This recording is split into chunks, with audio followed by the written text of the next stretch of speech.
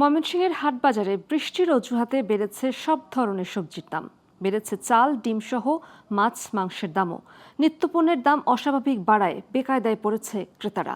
আয়ের চেয়ে ব্যয় বাড়ায় বাড়তি দামে নিত্যপণ্য কিনতে হিমশিম খাচ্ছেন নিম্ন আয়ের মানুষ। ভোক্তা অধিকার সংরক্ষণ অধিদপ্তর বলছে, দাম নিয়ন্ত্রণে অব্যাহত আছে বাজার মনিটরিং। ময়মনসিংহ থেকে রিপন গোয়ালা অভির তথ্যচিত্রে থাকছে বিস্তারিত। টানা কয়েকদিনের ভারী বৃষ্টির প্রভাব পড়েছে ময়মনসিংহের কাঁচা বাজারে। উৎপাদন ও সরবরাহ স্বাভাবিক থাকার পরও বৃষ্টির অজুহাতে দাম বেড়েছে সবজিসহ নিত্যপণ্যের।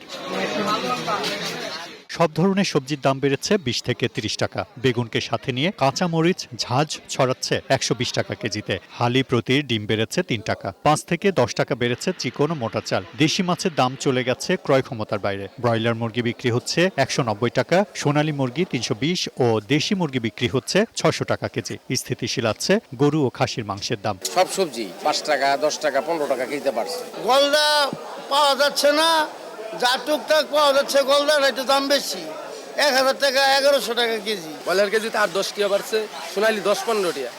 একটা বাড়ছে না, কিন্তু সামনে বাড়ার প্রস্তুতি আছে। গরু গোশের দাম অনেক কম, যেমন 700 টাকা কেজি এখন অলরেডি বিক্রি হইতেছে। দামের সাথে তাল মেলাতে হিমশিম খাচ্ছে ক্রেতারা। দাম নিয়ন্ত্রণে সিন্ডিকেট ভেঙে বাজার মনিটরিং এর দাবি জানান ক্রেতারা। 1000 টাকা নিয়ে আসলো, বাজার করা যায় না, বাজারের দাম বাড়ছে। মাছের দাম যেরকম বাড়তি, সবজির দামও এরকম বাড়তি। সাধারণ জনগণের ক্রয় সীমার থেকে একটু বেশি মনে হচ্ছে।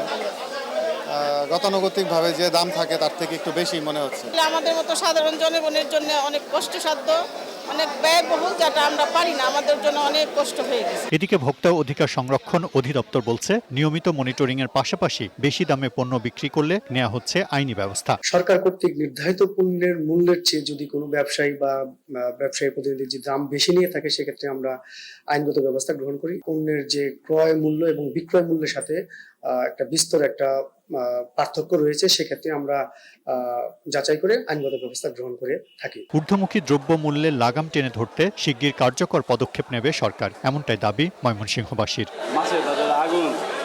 Global television news desk.